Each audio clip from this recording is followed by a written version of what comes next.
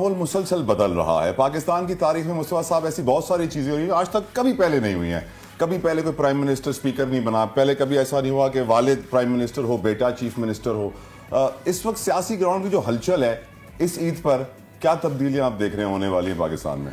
میں سمجھتا ہوں کہ یہ سارا سین تو ٹھیک تو نہیں ہے بالکل, اور اچھا نہیں ہے, اور میں سمجھتا ہوں کہ یہ حل بھی نہیں ہے پاکستان کو جو بھی ہے. اور پاکستان کو اگر ٹھیک ہونا ہے تو پاکستان کو آئین قانون کے مطابق اختیارات اور وسائل جب تک آپ نیچے گراس روٹ لیول پر نہیں ٹرکل ڈاؤن کریں گے, یہ چند 100 لوگ بیٹھ کر یا ایک وزیر اعظم اور 4 وزراء اعلیٰ بیٹھ کر پورے پاکستان کی دولت کو اور پورے پاکستان کی پاور کو جب تک اور سینٹرلائز وے آف مینجمنٹ سے پاکستان چلائیں گے, ہمارا یہ موقف ہے پاکستان کچھ بھی آپ فرشتے لا کر بٹھا دیں گے پاکستان ٹھیک نہیں ہوگا. آپ کو پاکستان کے لوگوں کو امپاور کرنا ہے, پاکستان کے لوگوں کو اختیارات اور وسائل دینے ہیں, سینس آف پارٹیسپیشن کریٹ کریں تاکہ سینس آف اونرشپ ہو پاکستان کے لیے. اچھا مصطفیٰ بھائی, میں یہ پوچھنا چاہوں گا کیونکہ آج عید کا بھی موقع ہے اور لوگوں کا موقف بھی یہ ہے کہ آپ کی پارٹی آئی, پچھلے الیکشن میں بھی پارٹیسپیٹ کیا اور اس کے بعد کوئی اتنی خاص کامیابی جو ہے وہ سامنے نہیں آ سکی, تو کیا اس کی وجہ یہ ہے کہ سندھ میں ڈولفن اندھی ہوتی ہے؟ نہیں, ڈولفن تو آنکھوں والی ہے, اور میں نہیں کہوں گا کہ جو ہے وہ یہ معاشرہ ایسے ہی ہے کہ حق اور سچ بولنے والوں کو پہلے دن کامیابی نہیں ملتی. لاکھوں لوگ پتھر پڑتے ہیں, لاکھوں لوگ نہیں ہوتے. ہم نے ایک ایسے وقت میں آواز اٹھائی یہاں پر جس وقت شہر میں 22 لوگ روزانہ مرتے تھے ایوریج. بالکل ایسا, ٹھیک ہے, اور سچ بولنے کی سب سے چھوٹی سطح موت تھی. بالکل ایسا, اور آج تک ہمارے کردار پر کوئی ایک چھوٹا سا داغ بھی نہیں لگا سکا. ہم یہ وہ لوگ نہیں جو ایم این ایم پی وزیر نہیں بنے پہلے. آپ تو سینیٹر شپ سے ریزائن دے کے گئے تھے. میں ایم پی رہ چکا ہوں, وزیر رہ چکا ہوں, سینیٹر رہ چکا ہوں, میئر رہ چکا ہوں. اللہ کا شکر ہے کہ آج 11-12 سال ہو گئے مجھے ان عہدوں کو چھوڑے ہوئے, لیکن آج تک میرا دشمن بھی کوئی اس پر الزام مجھ پر نہیں لگا سکتا.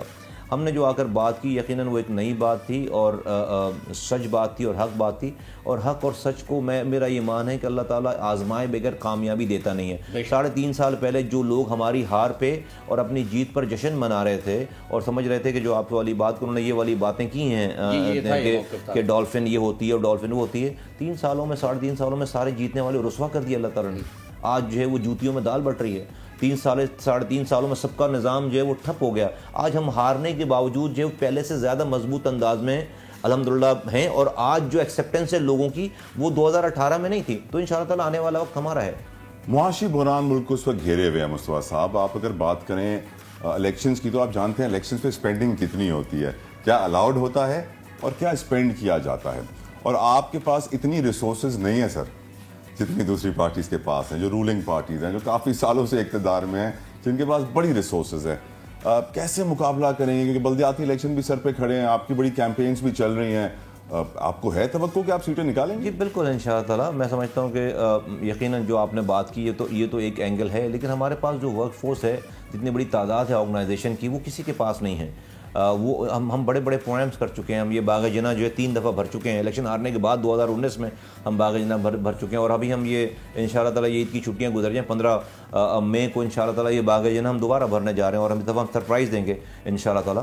تو جو فائنینشیل ایشوز کے علاوہ جو ایک ہیومن ریسورسز چاہیے, وہ جو ہمارے پاس ہے وہ کسی کے پاس نہیں ہے آرگنائزیشن نمبر 1. اور یقیناً چیلنجز ہیں فائنینشیل حوالے سے, لیکن میں سمجھتا ہوں جو ہمارے ساتھیوں کا جذبہ ہے, جو ورکرز کا جذبہ ہے, اور جس طرح سے ہماری بات پہنچ رہی ہے, ہم اس فائنینشیل ایشوز کو بھی اوور کم کریں گے انشاءاللہ. کیونکہ کافی سارے انٹرنل ایشوز بھی سر ہیں جو لوگ دیکھ رہے ہیں کہ آپ کے پرانے ساتھی آپ کو چھوڑ کے چلے گئے ہیں اور نئی پارٹی آ گئی ہے, نئے لوگ آ گئے ہیں, نئے فیسز آ گئے ہیں.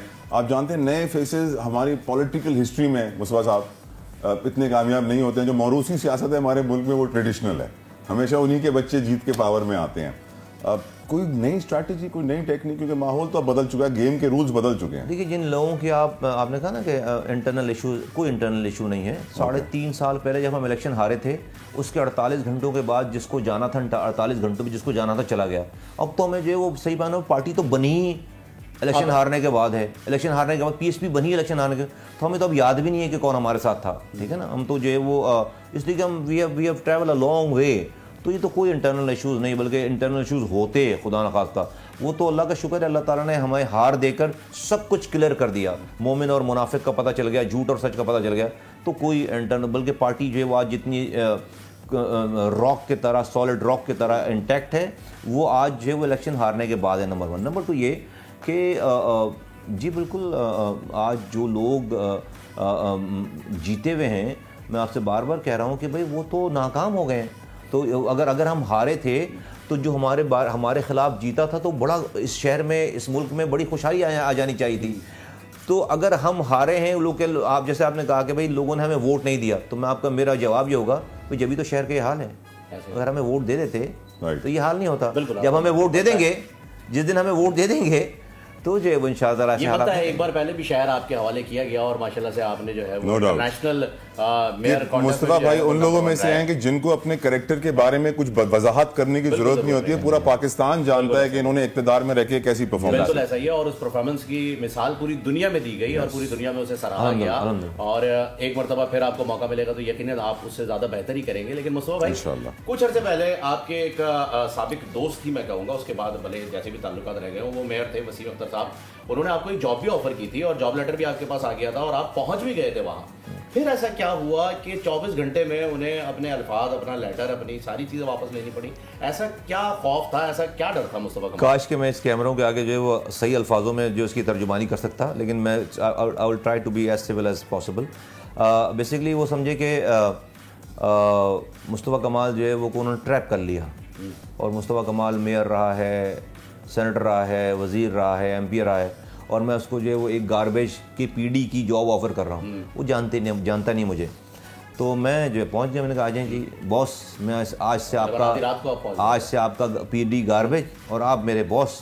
और मेरे काम तो जो है वो रातों में काम करने का आदि, हमने लगा दी इमरजेंसी। मैंने कहा अब इस शहर में as far as solid waste management is concern मैं इंचार्ज हूँ, और मेरा इंचार्ज जो है वो उस वक्त का मेयर है। बस ये करना था कि जो है वो तिलों में से तेल जो है वो बह गए और गायब हो गए, सारे फ़ोन बंद हो गए और साइलेंट हो गए। लोगों का जो है वो यहाँ पर अज़दहाम लगने लगा, हम जो कचरे की जगह पे पहुँच गए। सुबह हमारा प्लान था कि जो है बॉस को सलाम करने जाएंगे और कहेंगे बॉस हम जो है वो आपका PD गार्बेज हाजिर हो गया। सुबह वो बंदा अपने घर से निकलकर ऑफिस नहीं गया। हाँ, अपने घर से ऑफिस नहीं गया, वो घर से निकलकर वाटर पंप चौरंगी गया है, और वहाँ मीडिया को बुलाकर उसने वहाँ पर मुझे जो है वो मेरा ऑर्डर विड्रॉ कराया सस्पेंड के। ये इस पूरे एपिसोड में जो है वो एक चीज़ का पता लग गया कि ये जो झूठ बोलता रहा है कि मेरे पास इख्तियार नहीं है, कचहरा नहीं हो सकता, अगर इख्तियार वाकई नहीं होता तो मुस्तफा कमाल ने तो एक्सेप्ट कर ली थी। मुस्तफा कमाल को 3 महीने के लिए वो जॉब दे देते, मुस्तफा कमाल कचहरा नहीं उठा पाता और मुस्तफा कमाल की सियासत हमेशा के लिए ख़त्म हो जाती है।